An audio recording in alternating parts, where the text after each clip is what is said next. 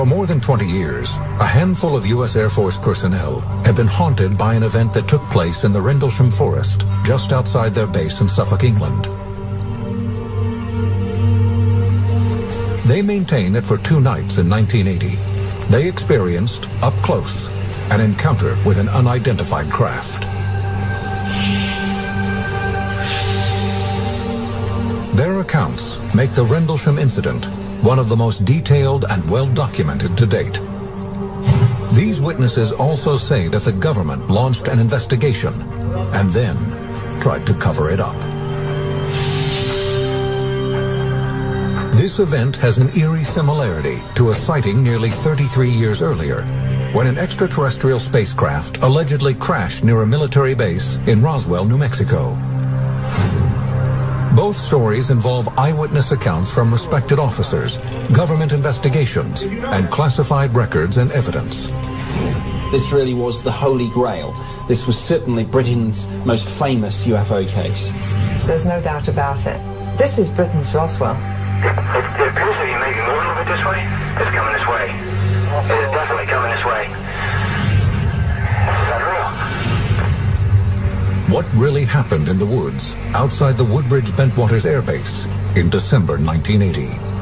If you contact the Pentagon about what happened December 1980 at RAF Woodbridge, England, they're going to tell you right now nothing happened there. People need to step up to the plate and say something. It happened, and it was real, and someone else visited Rendlesham Forest in 1980.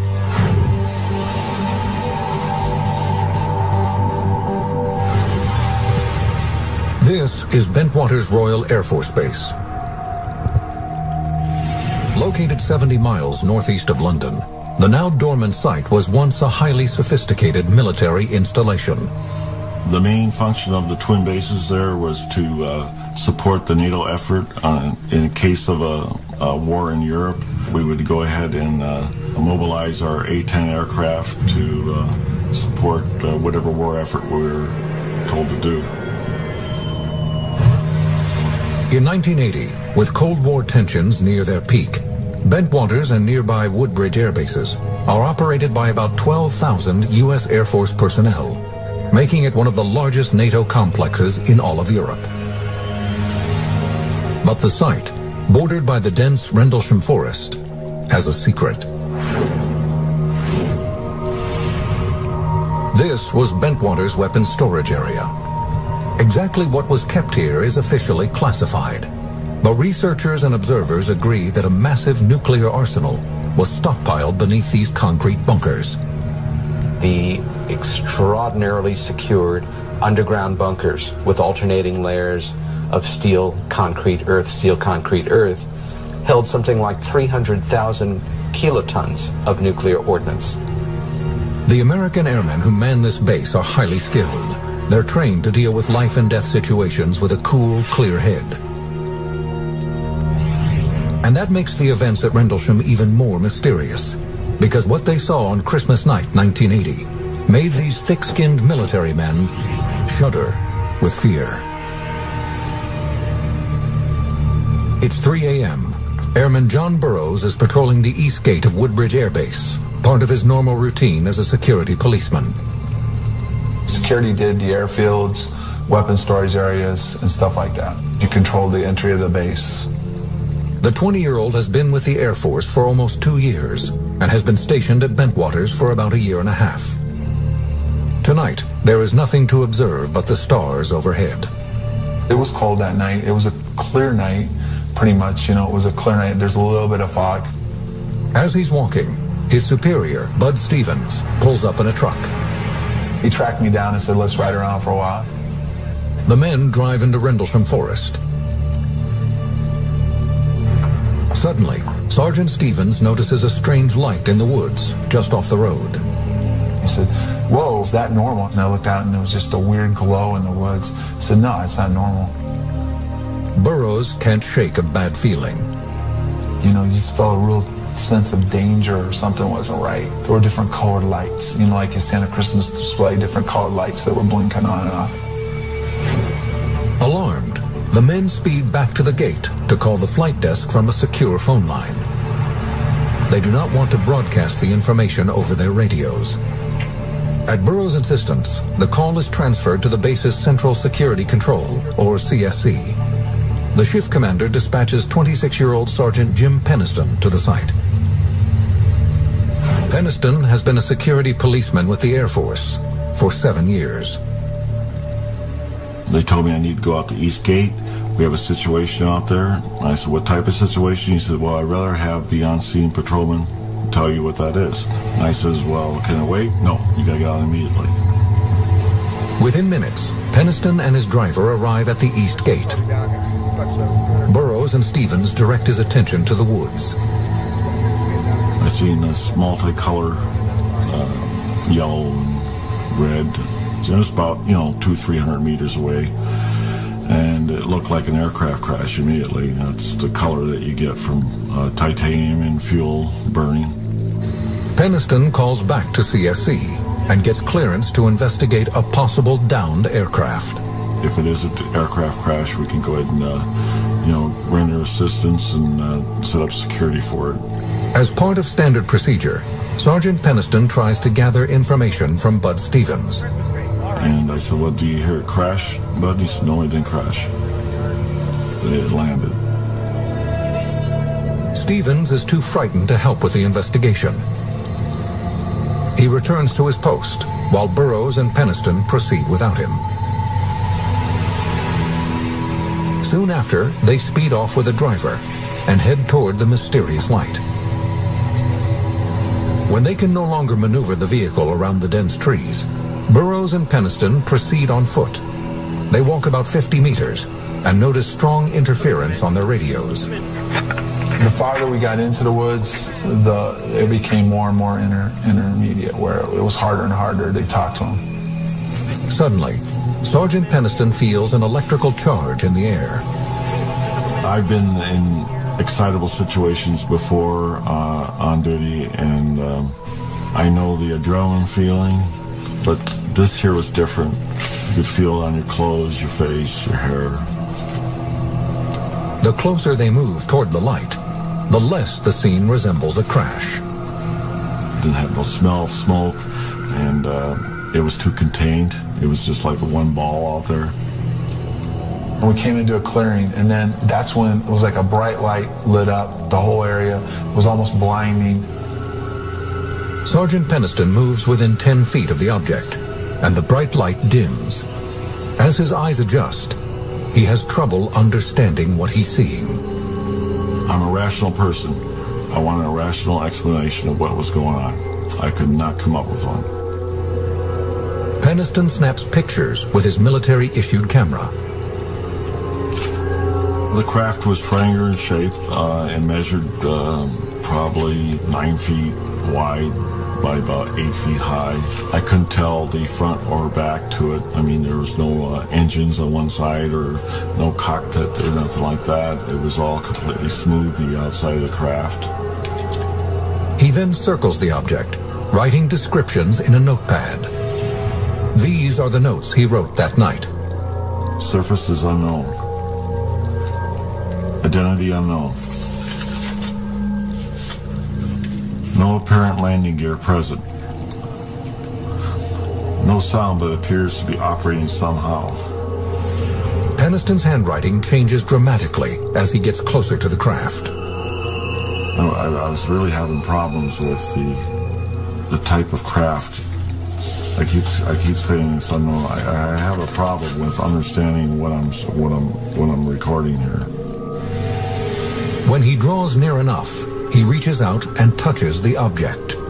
The fabric of the craft was smooth, like glass. It was warm to the touch, but not hot. There wasn't like lights on it. Somehow it was in the fabric of the craft. On the front side of the object, Peniston notices several strange symbols. He copies them in his notebook as well. They were like markings, not numbers, not language. There were several, maybe 6 symbols measuring 3 feet wide. I wasn't trained for what I was experiencing. Suddenly, the object emits a blinding flash of light. The men take cover. Then the object, whatever it was, lifted up, went up, and then moved back away over the trees. The speed of the craft leaving the area was, the best way to describe it is probably in a blink of an eye. I've never seen any craft move that fast in my entire Air Force career, and I don't think I ever will again. As the men slowly rise to their feet, their attention is drawn by another flash of light through the trees. At first they assume it is the craft, but on second glance they realize it is the Orford Ness Lighthouse, 5 miles away. Burroughs and Penniston check their radios. They're working again. It is now around 5 a.m., roughly 2 hours since they first spotted the mysterious lights in the woods. They contact the CSC, and their commander orders them to rendezvous with a security team back at the East Gate. So we were like, what are we going to say? We can't explain what we saw. We can't explain what just happened. Later that morning, the men are brought in for debriefing. Penniston is reluctant to divulge everything he witnessed. It was not a good career move to report exactly what we seen.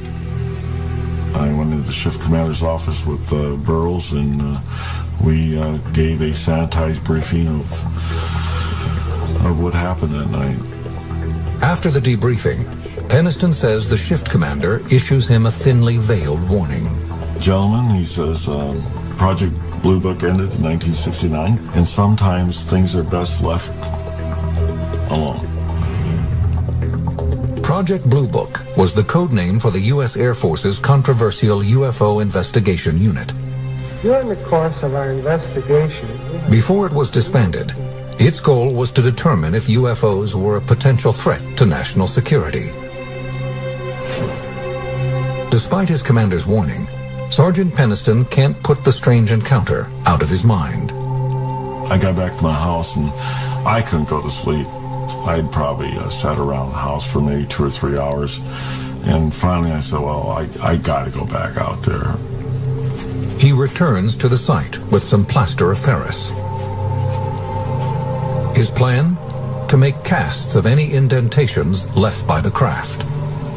I wasn't going to leave there until I had answers. I wanted something tangible. He spots 3 round impressions in a symmetrical pattern on the ground.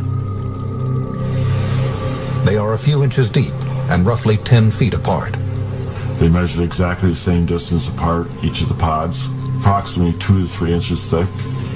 These are the casts made by Penniston the morning after his sighting. He believes they show the marks left by the craft when it landed on the forest floor. He decides not to show them to his superiors. Along with his notes and roll of film, the sergeant now has the 3 plaster molds to help back up his story. But Penniston's physical evidence doesn't solve the mystery of Rendlesham. Just 2 nights later, the UFO returns. And this time, the deputy base commander makes a chilling record of his own encounter. Well, we're observing what appears to be a beam coming down to the ground. This is unreal.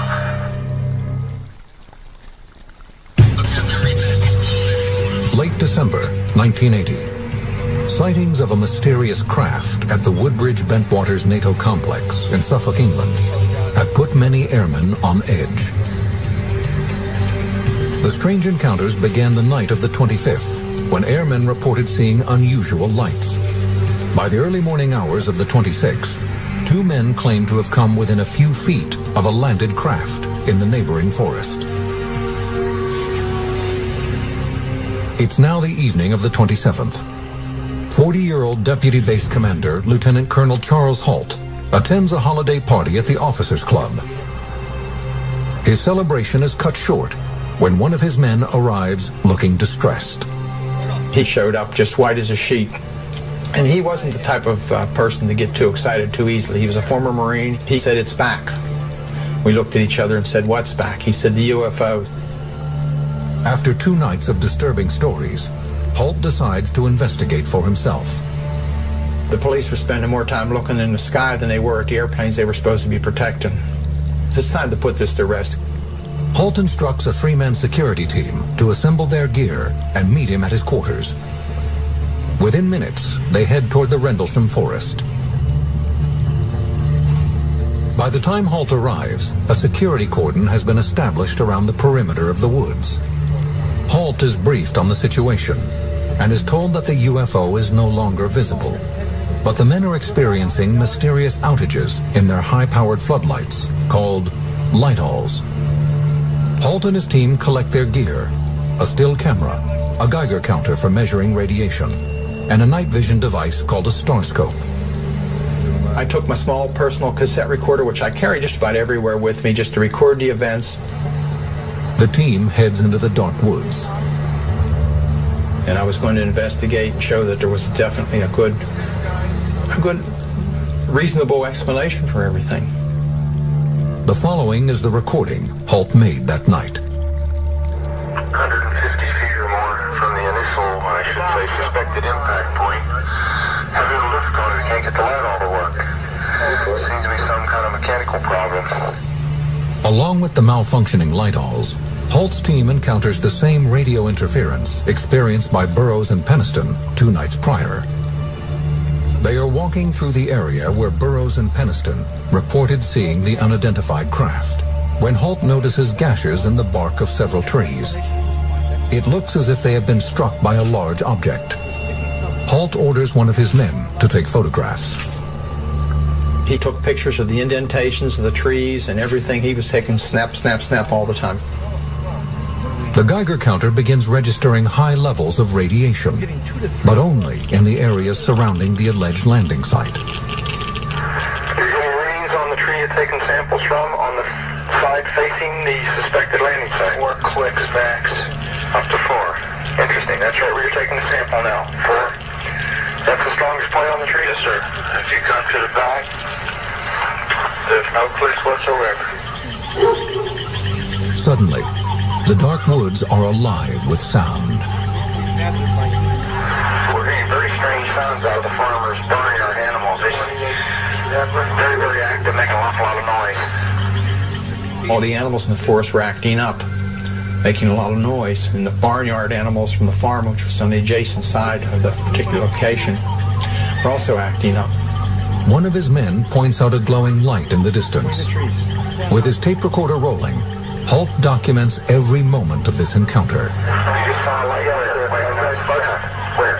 Right in this position here, straight ahead, in between the tree. There it is again. Watch. Straight ahead off my flash right there, sir. There it is. Hey, I see it too. What is it? We don't know, sir. And we saw this bright red glowing object. It looked like an eye. It's the best way I can describe it. It was bright red, had a dark center, and appeared like as though it were winking. We're about 150 or 200 yards from the site. Everything else is just deathly calm. There is no doubt about it. There's some type of strange flashing red light ahead. It's yellow. I saw a yellow tinge in it too. Weird. It appears to be maybe moving a bit this way.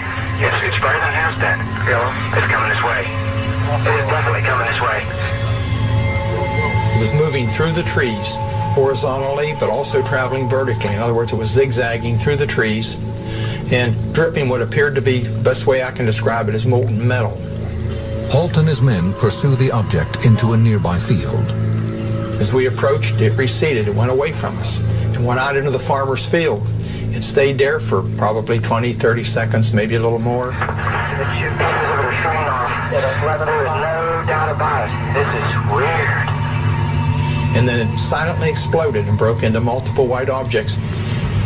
So we went into the field and searched around on the ground looking for burnt marks or evidence of whatever was coming off the object. The men find nothing in the field. Overhead, the object makes a sudden turn. It approached us at very, very high speed. Oh, hey, here he comes from the south. He's coming toward us now. It stopped overhead and sent down a beam. The best way I can describe it is like a laser beam. Now we're observing what appears to be a beam coming down to the ground. This is unreal. It was a steady, constant beam as far as the diameter. It fell at our feet, and we all just were in awe. And I thought, was it trying to signal? Is it trying to warn us? Is it threatening us? And just as suddenly as it appeared, the light went click and was off. The object speeds away. The team watches, mesmerized, as it moves over the base and continues to beam lights to the ground. To some, it appears that the light is beaming directly into the base's weapons storage area, where nuclear missiles are reportedly housed. There's one object still hovering over Woodbridge Base at about 5 to 10 degrees off the horizon, still moving erratic and similar lights and beaming down this area. At this point, Holt's recorder runs out of tape. A craft is still hovering in the distance, but Holt and his team aren't sure what to do next. There's no protocol for what they've just encountered. Unnerved and exhausted, the men head back to base. Airman John Burroughs, who had witnessed a UFO 2 nights earlier, arrives at the site, along with Sergeant Adrian Bustinza. Burroughs is immediately concerned by the behavior of the men returning from the field. They were kind of, I don't know, they were weird. I mean, they were upset. After a brief conversation, Burroughs spots a blue light glowing in the same clearing Holt has just examined. The airman is determined to investigate further. I was bugging him, come on, Colonel, let me go out and see. I mean, I want to see what it is. So he finally authorized myself and Bustinza to go forward to get a closer look. The men head toward the strange blue glow in the field. Adrenaline quickly takes over, and Burroughs breaks into a run. As I was getting close to whatever it was, all of a sudden it was gone. The field is thrown into darkness, leaving the airmen scared and confounded. It just was gone, and I'm standing out in the field, and there was nothing. Burroughs turns to Bustinza in disbelief. And he goes, what happened to you? And I go, I don't know what you're talking about. He goes, and you were like involved in the lights. He said, you were just like, it was like all of a sudden you were there and then you were in the lights and you were gone. Burroughs and Bustinza return to base. Burroughs' second encounter with the bizarre lights leaves him with nothing but questions. They are unaware that a sweeping investigation involving covert government agencies is already underway. The men claim that as they headed back to the base that night, they were walking into a government conspiracy.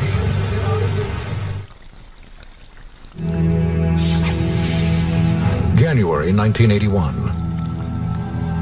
Rumors are swirling around the Woodbridge Bentwaters air bases in eastern England after mysterious UFOs are sighted by the U.S. Air Force personnel stationed there. Many of them were some years into their tour of duty. These were highly trained witnesses. It's not as if they'd all just turned up there the night before. The military investigation that followed remains controversial to this day. Those who say they witnessed the UFOs believe the military was more interested in damage control than in finding the truth. What our government did in the name of secrecy to these individuals is absolutely shameful. According to these airmen, they soon became unwilling participants in a government cover-up. Initially, the investigation follows standard military procedure. Deputy Base Commander Charles Holt, a witness himself, begins debriefing the airmen who reported seeing the craft. I had no choice. I couldn't ignore it. There were so many witnesses and so many people at so many different places. John Burroughs, who witnessed the UFOs on both nights, says his interview is clear-cut. We took our statements, kind of looked at them, said it was really a wild thing, and there's really no explanation for what's going on, and that's how it was kind of left. Others, like Sergeant Jim Peniston, say that after their meeting with Holt, a long and disturbing process begins.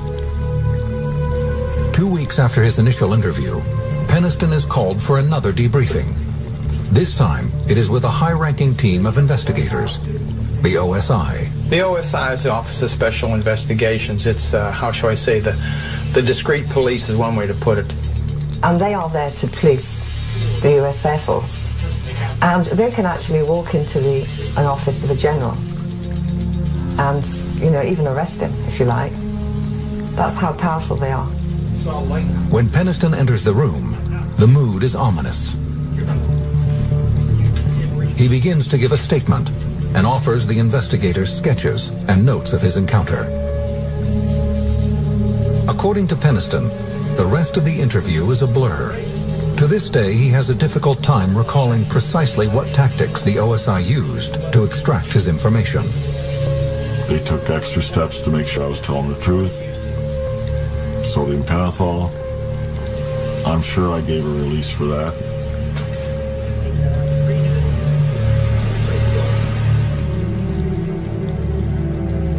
And hope that they understood that everything I said was the truth. I believe I gave my permission for that, I would think.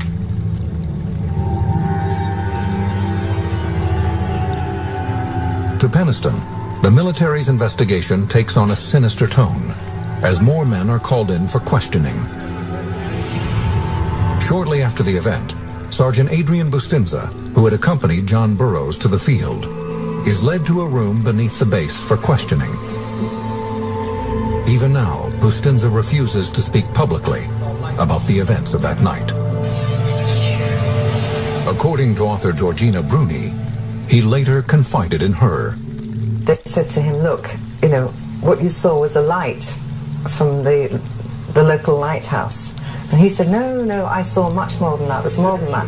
No, you don't get the picture, do you? And they would not let him go until he agreed that what he saw was the lighthouse. And the moment they said to him, bullets are cheap, a dime a dozen, is when he said, okay, it was the lighthouse. Other witnesses also say they are told to drop their stories about seeing a UFO. We were told that we couldn't talk about it, was to treat it as top secret, and that was it. We never talked about it. According to Airman Burroughs, the signs of a government cover-up are obvious. Shortly after his interrogation, Burroughs is back on guard duty. As he makes his rounds, he can see that the woods are bustling with activity. There was vehicles leaving Woodbridge going out to the forest. There was helicopters flying around out there, so there was some stuff going on out there. Exactly what, I don't know. Deputy Base Commander Charles Holt is also aware of covert activities going on at the base.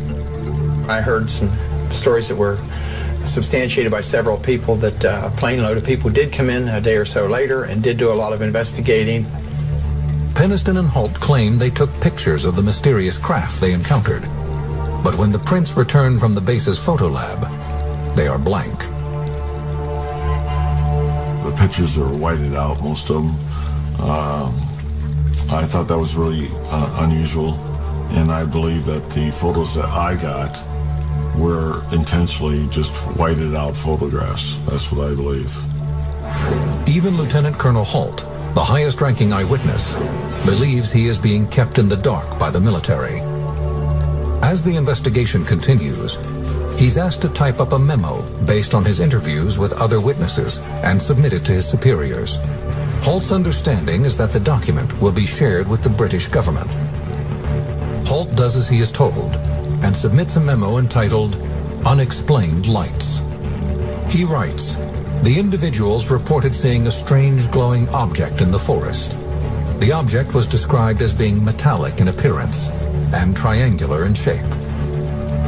It is not a definitive report. Many of the details are missing or incorrect, and the descriptions at times are vague.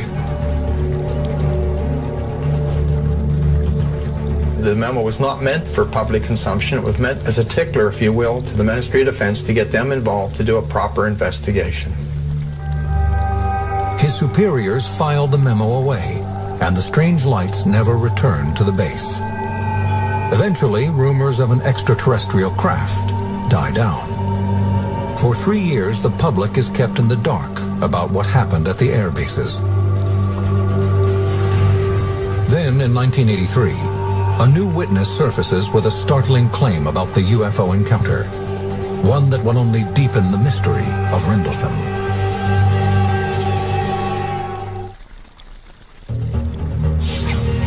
October 2nd, 1983. The British Sunday tabloid News of the World hits newsstands with the headline, UFO lands in Suffolk, and that's official.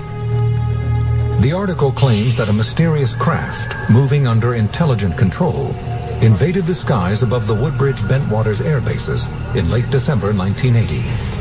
But most intriguing is the offering of a piece of written evidence. An official U.S. Air Force memo confirming the alleged sightings.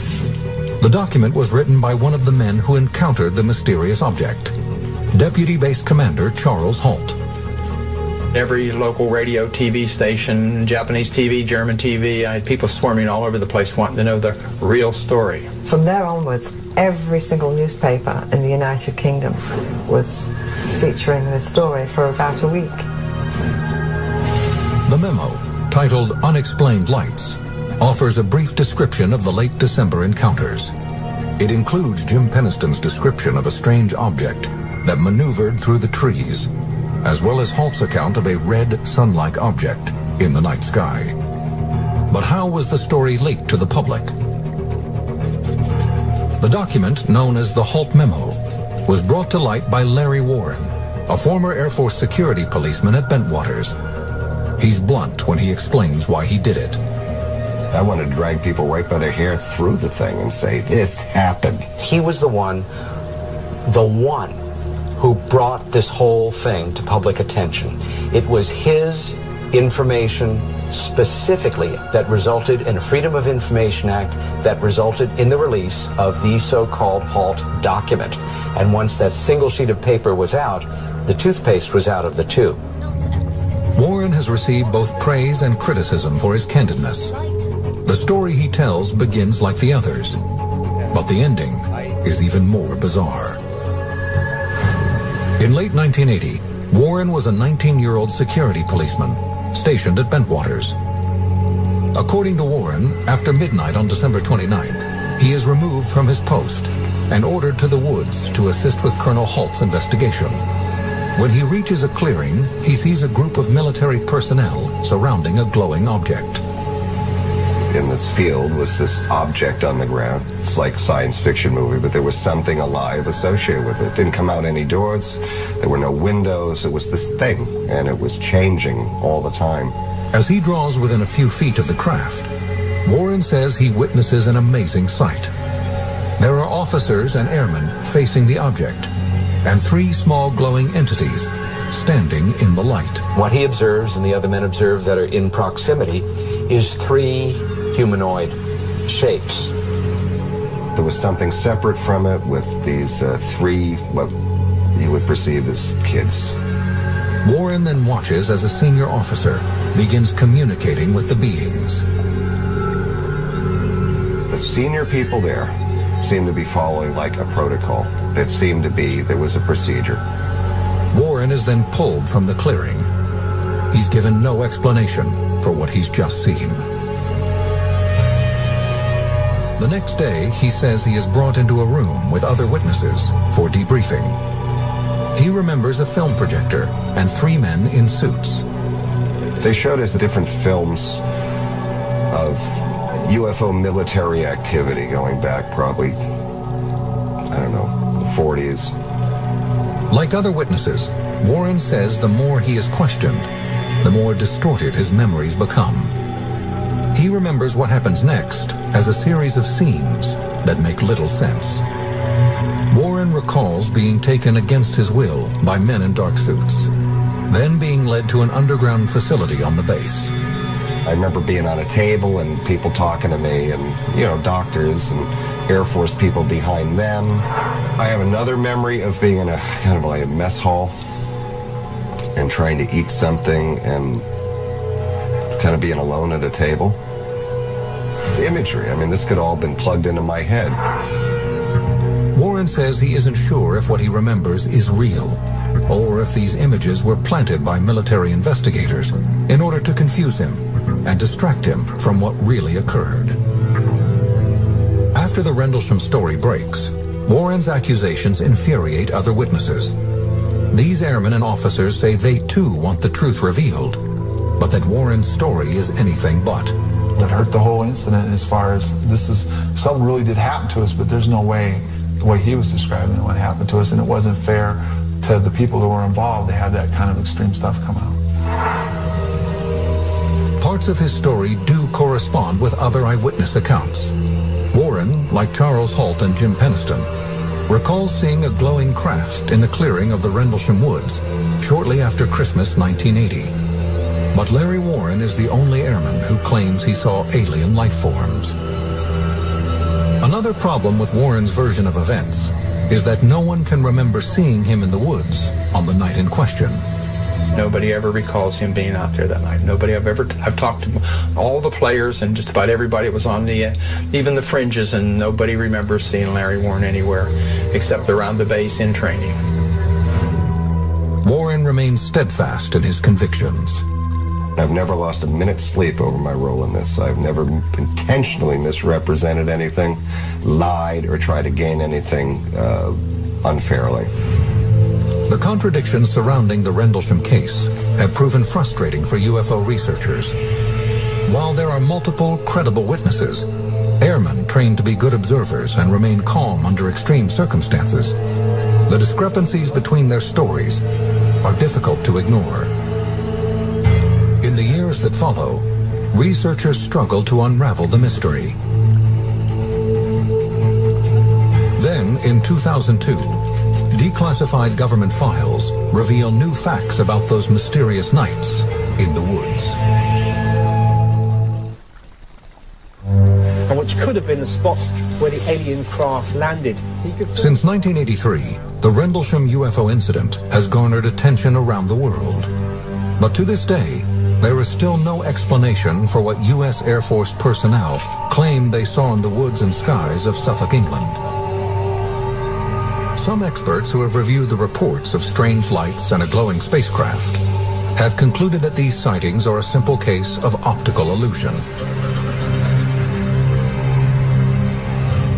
Retired Air Force Major and astronomer James McGahey learned about the incident by chance. I first heard about the Rendlesham Forest case in 1983 when I was at the base conducting a military exercise there on temporary duty. During his tour, he discovers that 5 miles from the twin bases, on the shores of the North Sea, sits the Orford Ness Lighthouse. McGahey feels that witnesses mistook this lighthouse for a UFO.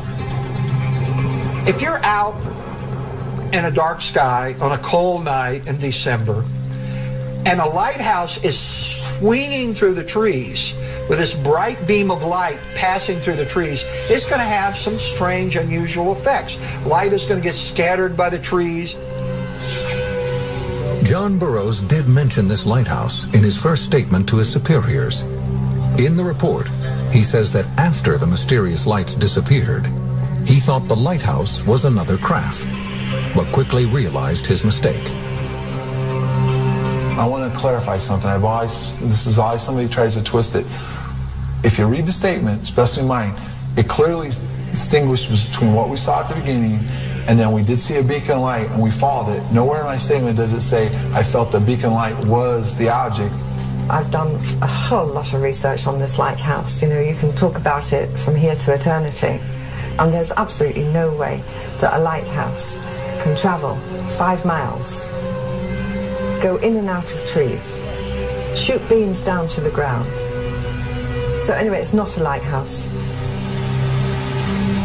But McGahey claims there is a second explanation for the lights in the sky that has nothing to do with UFOs.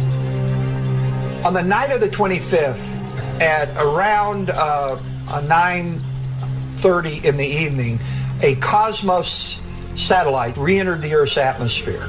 It would have looked like a fireball, which is a very, very bright meteor.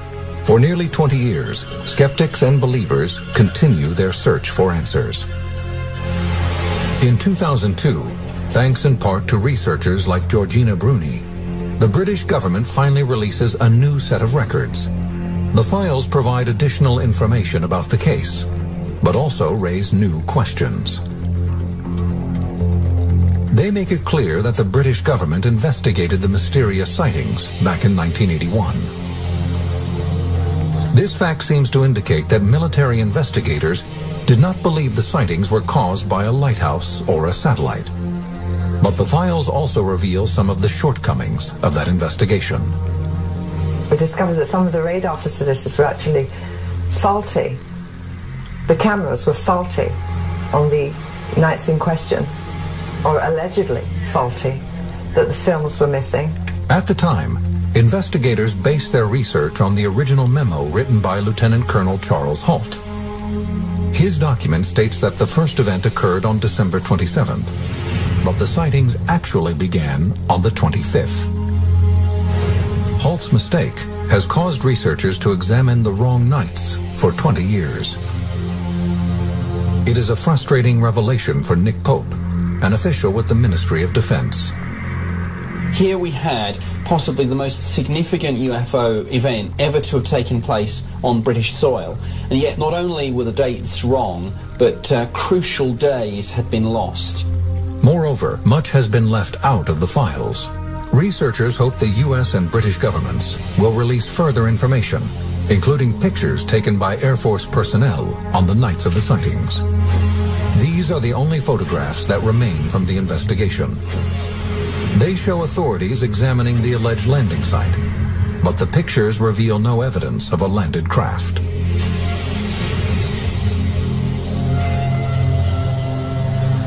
The U.S. Air Force's official stance is that the events were no threat to national security. To many, this statement doesn't ring true. If, in fact, nuclear weapons were housed at the base, then the military would have been very concerned about reports of an unidentified aircraft. We had objects flying over the weapon storage area, shining beams down to the ground. If that ain't defense significance, what is? Skeptics grapple with the same question, but in their minds, the military's response bolsters their claim that UFOs did not visit the Rendlesham forest.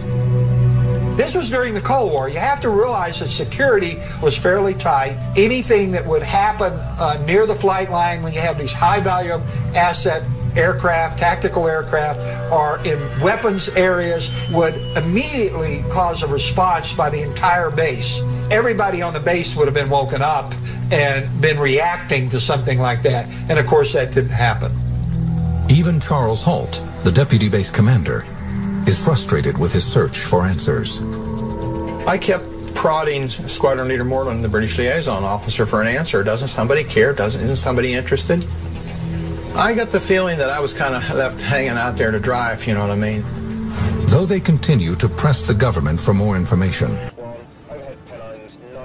They were just about to enter this cloud bank, quite a clear sky, good sort of vision. Suddenly the first officer said he saw this object coming towards him like an illuminated Christmas tree.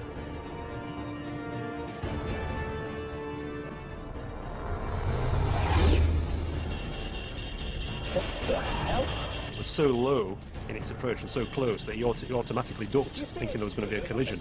And this thing just zoomed past, and immediately he turned to the captain and said, "Did you see that?" The captain said, "Yeah, I saw it as well." Immediately the pilots radioed into Manchester Control Tower. There's a lot of concern amongst air crews about what damage could be done to the reputation if they became known as, the crew that see flying saucers. So it was interesting in this case that despite that, these two air crew decided that when they landed, they were going to file an official air miss report. So that would then trigger a full, detailed investigation by the Civil Aviation Authority, which is exactly what happened.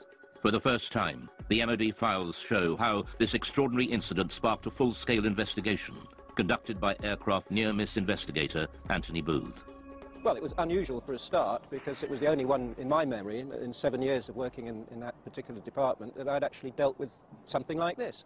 We could talk to the pilots, both the pilots. We would go through looking at radar recordings, RT transcript recordings of the voices of the pilots, recordings of what Manchester Air Traffic Control had to say. We just looked at anything that might shed some light on what this object might have been. The pilots now refuse to talk publicly about the near crash, but the MOD files recall what they told Anthony Booth at the time. My attention was initially focused on the glare shield in front of me, but I was diverted by something in my peripheral vision. The object had a number of small white lights, rather like a Christmas tree. The high speed of the object, although unable to estimate its distance, it was very close. There's a transcript of the conversation between the captain of the 737 and ground control. So this is Speedbird 5061. We just had something go down the right-hand side, just above us, very fast. And Manchester immediately come back and say, well, there's nothing seen on radar. Was it an aircraft? Well, it had lights. It went down the starboard side very quickly. Manchester say, and just above you? Just slightly above us, yes. Manchester then advise them to keep an eye out for anything, but they can't see anything at all. It must have been very fast. It got down very quickly after it passed you, I think. Okay, well, there you go. The Manchester control tower could not find any radar signal. To radar expert Doug Robb, this is extraordinary. It says the likelihood of such activity escaping detection is remote, as the area is well served by several radars, and any movement at the levels in question would almost certainly have generated a radar response. Nothing was seen. So what was it that avoided radar detection? The MOD files show that the investigators and pilots considered all the possibilities. It was a hang glider. At night, he's suicidal. Hang glider would not be picked up by normal radar, no. Comet? No, I don't think so. A meteor could be detected on re-entry if the radar was looking exactly in the right direction as that piece of debris went past at some speed. Military? Maybe, but I didn't recognise it. But we're near a major airport. It would have shown up on the radar response. Spy plane? I don't think so. Didn't look like a stealth. Stealth aircraft would not be picked up by normal radars. If a spy plane is being kept secret, it's not going to be flying where people can see it. And certainly nowhere near airliners. UFO? That'd be daft. I don't know. These pilots are not lying. They did have an unusual experience, which to them remains baffling. The files show the investigation seriously analysed the possibility of military activity. But they found no evidence from any official source. It seems most unlikely that such a flight would have been conducted so close to a busy international airport. So what was it? We revealed the conclusion, locked away in the MOD vaults since 1995, reached by Anthony Booth's investigation. Most of the incidents that we looked at, we could arrive at some conclusion, definite conclusion, but in this case, we couldn't really. We had to come up with an assessment of cause and risk. Both the risk and the cause were unassessable. Degree of risk, unassessable.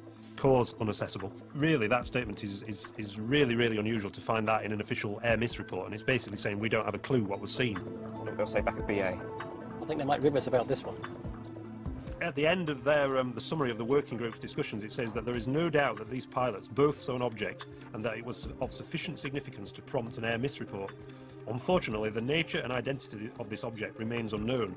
To speculate about extraterrestrial activity, fascinating though it may be, is not within the group's remit and must be left to those whose interest lies in this field. To some ufologists like Nick Pope, the absence of any real conclusion leaves serious and unanswered questions. Now, to me, this was quite extraordinary. UFO does not mean alien spacecraft, but clearly, in some people's minds, whether it was the pilot and the first officer, or whether it was the investigators at the Civil Aviation Authority or the Ministry of Defence, clearly somebody was thinking, well, maybe, just maybe, this is something extraterrestrial. I can't speculate on what it was. I really can't. I mean, I don't know to this day what it was. All I know is that we can't assume we know everything in this day and age. There may be things that we don't know about. The Manchester near-miss investigation shows just how seriously unexplained sightings were taken by the MOD. But the UFO desk had been receiving reports from pilots for decades. The files reveal sightings during World War II, and in some cases these were considered so grave they were referred right to the top of government. The newly released UFO files confirm what many experts suspected. The British government was investigating unexplained sightings as far back as World War II. I don't talk about it too much to people, only close friends who experienced perhaps flying during the war.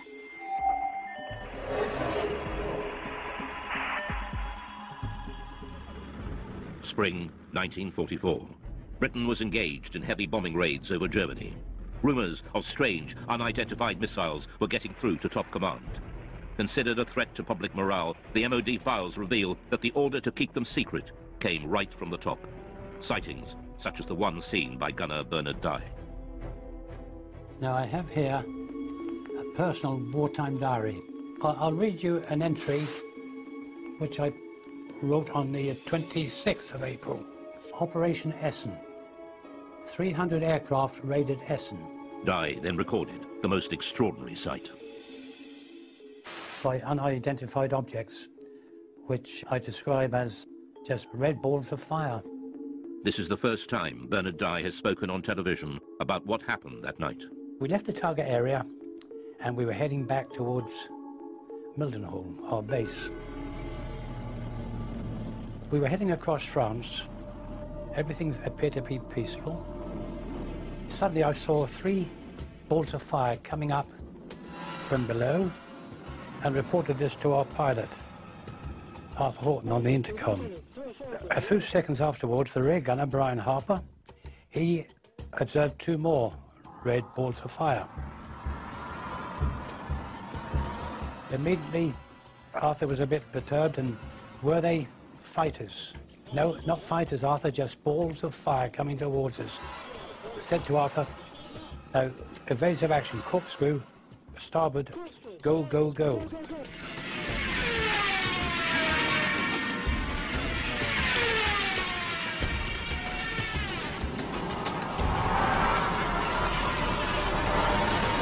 We travelled over 300 miles per hour.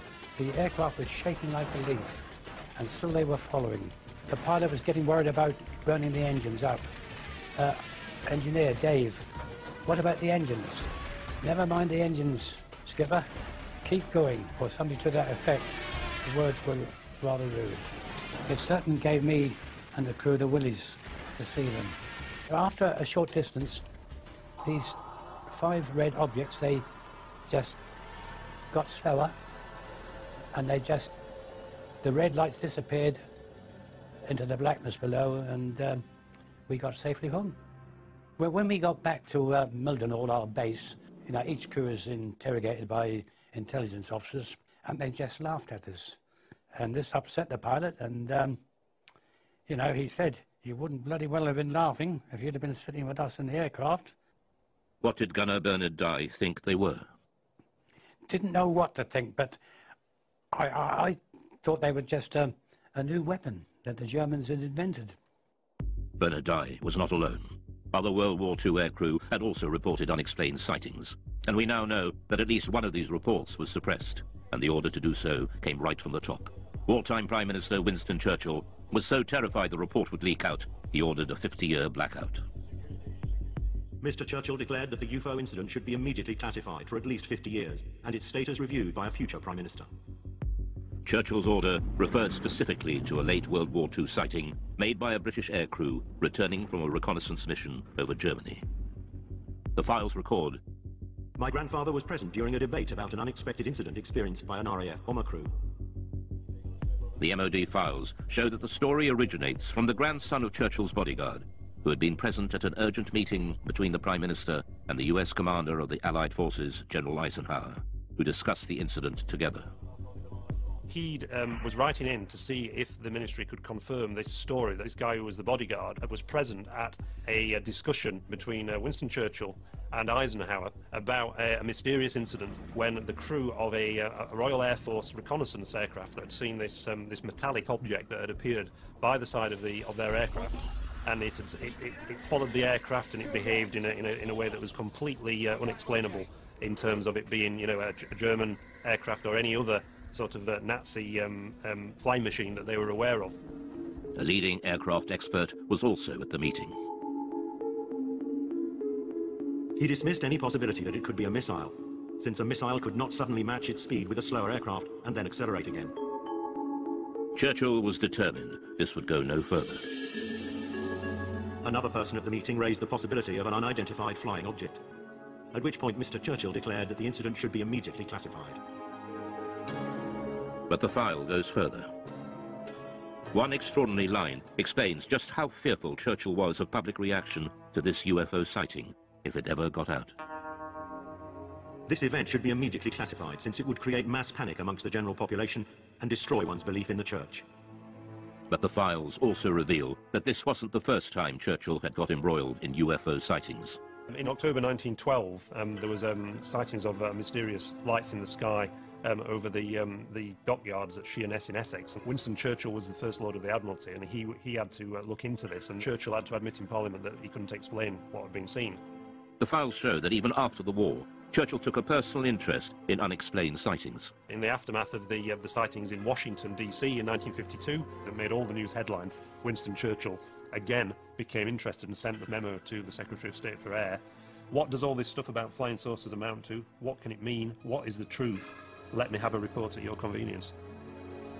Until now, gunner Bernard Dye never knew there were other World War II sightings that Churchill wanted kept secret at such a critical time in the war. We showed him the newly released MOD file on Churchill. But after reading this report, it sounds, you know, really identical to what we witnessed and saw that night. I haven't heard of this before, but it doesn't surprise me that he was told about it, because things happened during the war years, and there were other objects obviously appeared. It's interesting that during the 1940s there were a very large number of sightings reported by aircrew, and there are various Royal Air Force files at the National Archives that detail some of these reports. Rocket phenomena they were described as, but they were never able to explain them. And at the end of the war, when they debriefed some of the Luftwaffe pilots, they said that they'd seen very similar things themselves, and they thought they were Allied secret weapons. So is there an explanation as to what the aircrew saw? Dave Clark has his own theory. They just thought that it was a combination of misperception on part of the aircrew. They were expecting enemy action because they were so charged up on adrenaline. UFO or not, the files show that the World War II leaders were desperate to keep such sightings away from the public. The next file reveals how, even decades later, the government was still panicking about UFOs.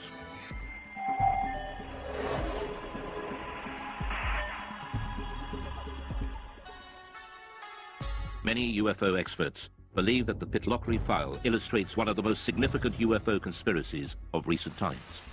It involves photographs of an unidentified object captured flying over a remote Scottish valley. The photos were sent to the MOD, but mysteriously went missing. Journalist Mark Pilkington has spent years trying to track down these UFO images. The Pitlochry photographs in the MOD files date back to the 4th of August 1990, when two witnesses on the A9 near Calvine, near Pitlochry, allegedly saw a large diamond-shaped craft hovering in the air for about 10 minutes and took 6 photographs of it. And the object that they claimed to have seen was accompanied by 2 aircraft, which the MOD later identified as Harriers. The photographer has never been identified. He sent the 6 photographs to the Scottish Daily Record newspaper. The paper never ran the story. Instead, they referred them to the MOD for investigation. The Ministry of Defence took their own copies of the photographs, which have since disappeared. They, according to the files, sent the original negatives back to the Scottish Daily Record, which inexplicably never ran a story on the subject and never published the photographs, and presumably returned them to the 2 men whose names have been removed from the file, so we can't ask the 2 men. So mystery piled upon mystery. All that remains in the files is a photocopy of the alleged photographs. Ufologists later mocked up this photo of what was seen. But Nick Pope dealt with the original photos and file when he worked behind the MOD desk. Both the Defence Intelligence Staff and the Joint Air Reconnaissance Intelligence Centre analysed this very carefully, and the consensus was clear on this. This was a real object. It was maybe 25, 30 metres in diameter. I sat down with my opposite number from the Defence Intelligence Staff at a briefing about UFOs. We discussed this photograph extensively. This was something that was of defence interest, because clearly it could do something that we couldn't, and we wanted that technology. The MOD was determined to play down the incident. There's an interesting briefing by the Ministry of Defence press office on defensive lines to take if these photographs made it into the newspapers, and they were asked questions about this. And there's a list that basically says that we have looked at the photographs and no definitive conclusions have been reached regarding the large diamond-shaped object. And if they were pressed by the media, they were told to say all sighting reports received by the Ministry are referred to the staff in the departments which are responsible for the air defence of the UK. During his time with the Ministry, Pope had a blown-up copy of the photograph on his office wall, until it was personally taken down by his superior. One suggestion was that this was a secret prototype American spy plane. My head of division convinced himself that this probably was some secret aircraft or drone, and he ordered that this be removed. We know from the files that there was a lot of internal discussion about, were the Americans flying this incredible spy plane, and if so, why had they not asked for permission, for this thing to fly through British airspace? Journalist Mark Pilkington believes that events at the time could well have influenced what people thought they had seen.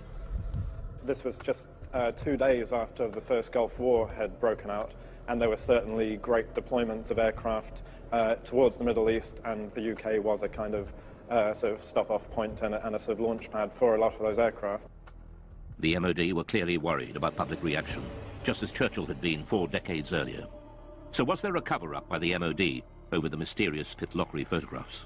There's a possibility that the Ministry of Defence destroyed these images, possibly because they thought that they were some American spy plane that they'd rather we didn't know about, or maybe if this thing genuinely remained unexplained, because we simply didn't want the embarrassment of saying that there might be things in our airspace with speeds and manoeuvres that exceed everything that we've got, and yet which remain unexplained. However, all we're basing this on, we should make clear, is a very grainy, fuzzy black and white image that, for all I know, could have been drawn by a child with crayons.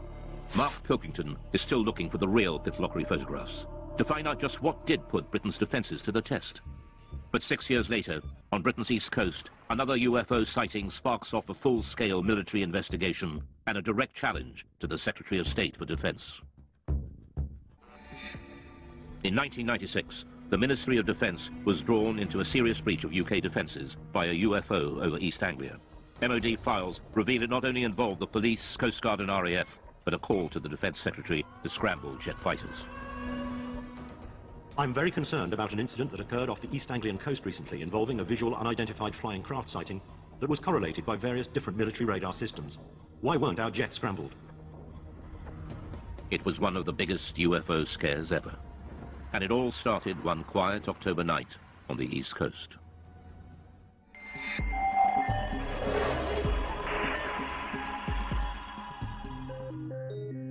It was the police officers, actually, who phoned in the first reports. There's an extract from that. In the early hours of the morning, the police are saying we can see a red and green rotating light in the sky directly southeast from Skegness. It looks to be high in the sky directly over the Wash. Very nice. The patrol officers reported the sighting to the station sergeant. I immediately phoned it through to the Skegness control room, who relayed it onto Great Yarmouth Coast Guard Maritime Rescue, suspecting it might be an incident over the sea. We had a report at about 3:15 local time from Skegness Police, and they could actually see this light in a southeasterly direction. We were uncertain of what it was at the time, and we immediately made a report to the local air defence radars to see if they could see anything. The call went through to RAF Neatishead, the most important air defence centre in southern England. Clancy radar has a contact bearing at 221 degrees at... They noticed that on one of the radars, a blip that they couldn't identify that wasn't an aircraft.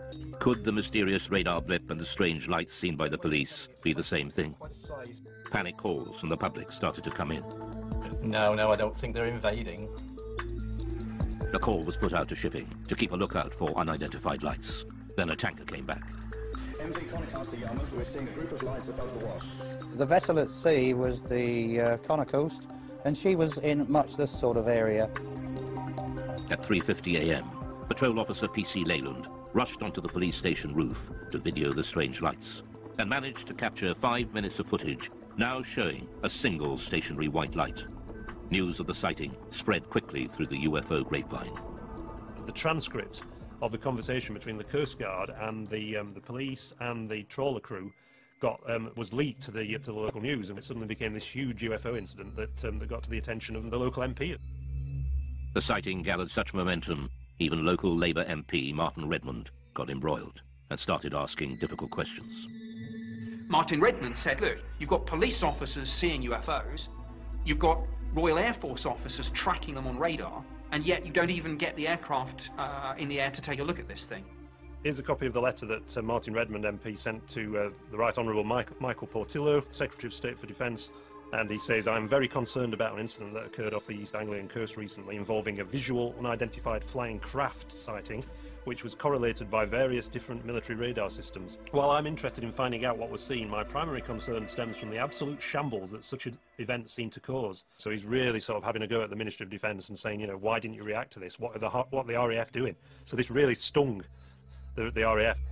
The files reveal a picture of chaos. The letter sparked off an MOD investigation to explain the RAF's resistance. Doug Robb was operations manager on the night. We showed him the MOD findings. He wasn't surprised by the conclusions. This diagram is the radar plots over Boston on that night. And in summary, it shows that Claxby picked up the object, but it didn't move, and it was on land. And after investigation, it was decided that it was the church tower, the Boston Stump, as it's known. The files were certain this was the culprit. The church is known in aviation circles as the Boston Stump, and appears occasionally on some radars in certain radar propagation conditions. They said that this was a completely separate phenomenon to the bright stationary lights that had been seen by the police from Boston and Skegness and by the tanker crew. The report concluded there was no justification to order the scramble of RAF fighters, much to the chagrin of the local MP, Martin Redmond. You'd scramble for a high-speed incoming aircraft 200 miles away, but you're not going to scramble aircraft for a fixed object on land. I mean, what's the threat?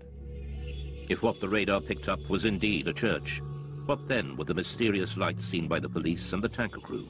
The MOD scrutinized the police video footage. It suggests a distant celestial source. The MOD sent the footage onto the Royal Greenwich Observatory for analysis.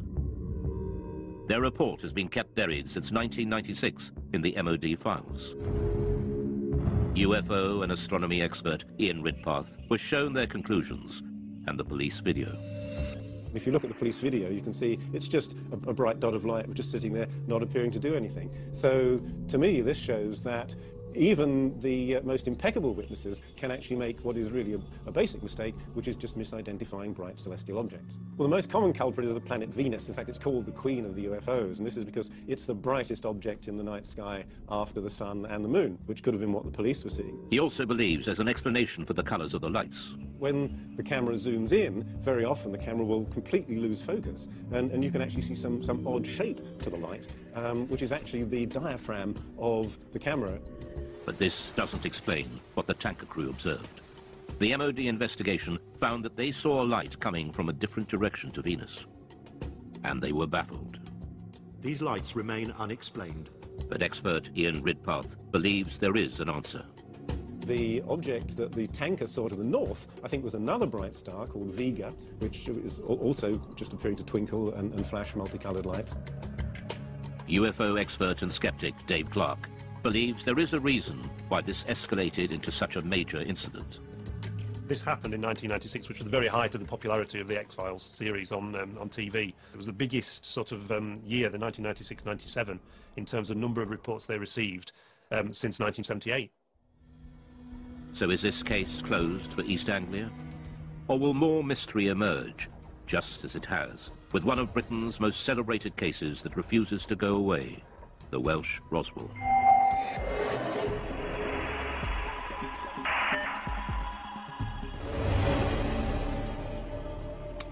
In 1974, in North Wales, thousands of people experienced a violent earth tremor and lights were seen falling from the sky. Some ufologists believe a UFO crashed, and there's been a cover-up ever since of the Welsh Roswell. Oh, a heck of a bang, yes. Oh, yes, it's like a tremor. It was in the house, shook the houses. We're in your houses. They seem to come right on top of their head until the house is coming down. There were lights coming from the top of the mountain, just up over there. 24th of January 1974 at 21:50 GMT. 5 bodies spectacularly incandescent were observed traversing the sky. New information has been revealed that opens the mystery further. Named as one of the main witnesses in the Berwyn incident is Hugh Lloyd, then a 14-year-old farmer's son. Just after 8:30 p.m., Hugh's family felt the massive earth tremor. It was a frightening experience. Almost 40 years on, Hugh still remembers that day as if it were yesterday. It was like this thud, and straight away the whole place started shaking very violently. The light flickered in the lights in the picture on television, snow on the screen. But we were all frightened. We didn't have a clue what it was. And Enoch said that it must be an explosion, and then the phone started ringing. Hello? Like neighbours, phoning to ask, did you feel that? And then roughly about 20 minutes, there was a knock on the door. And there was a police officer there. And he said, we've had reports there's a plane crash that's come down on the Berwyn, and we'd like to commandeer your Land Rover to go up there. Me being 14, I said, well, Enoch, you better drive it.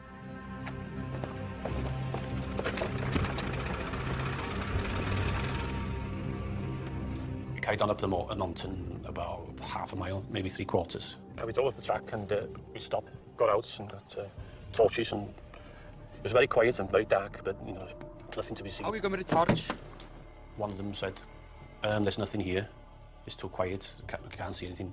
We might as well go down. So we turned back to the vehicles, and as we were approaching the vehicles, we saw this very bright white light. It's up the valley. Just behind those trees there, up to the left, in the valley between those two mountains. A very bright white light, you know, coming up from the ground, you know, pointing upwards. But it was, you know, very, very bright. I knew it was coming from the ground, but we couldn't actually see the source of the light because it was, you know, in the valley itself, being hidden. The light didn't look like a plane crash. It was too white for a fire. It didn't last for very long. 20 seconds was at the most. They searched the mountainside, but there was no sign of a crash. So what was the light? Ufologist Andy Roberts has researched the Berwyn UFO for years. Although a skeptic, he admits there is a central mystery to the incident involving another key witness. At a village nearby called Llanderfel, there was a district nurse called Pat Evans. She felt the explosion there, and because she was a nurse and had all the medical equipment, thought, if a plane's crashed, I could get up there and give much-needed help until the emergency services arrived. Pat Evans was with her 2 teenage daughters, 4 miles from Hugh Lloyd when the earth tremor hit. So she picked up her 2 young daughters, got them in the car, drove the 10-15 minute drive up onto the B4391 road, expecting to see an aircraft crashed and in flames. This is the road that she was driving on, and it's a road that she knew very well, so she had no problems driving up here at night.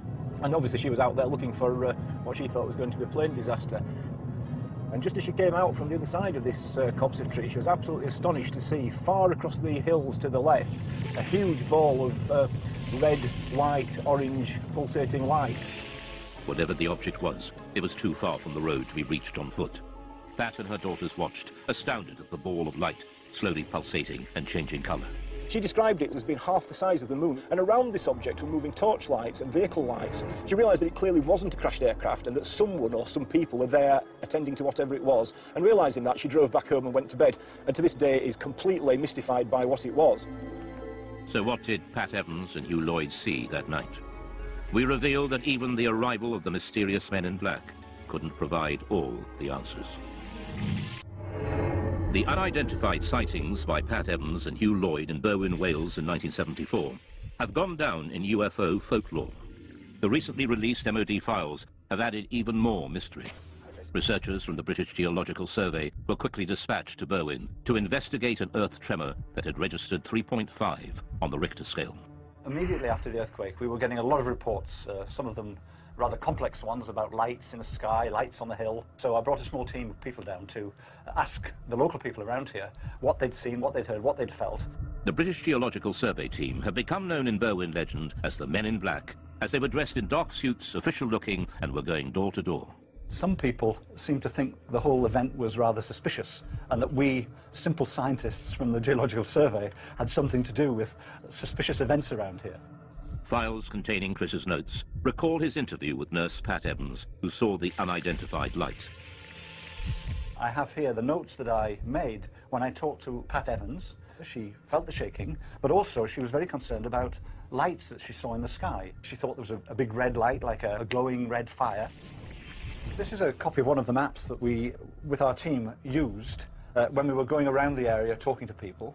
And we were able, therefore, to put on the map exactly where we got that interview from, and therefore exactly what that person saw, heard and felt.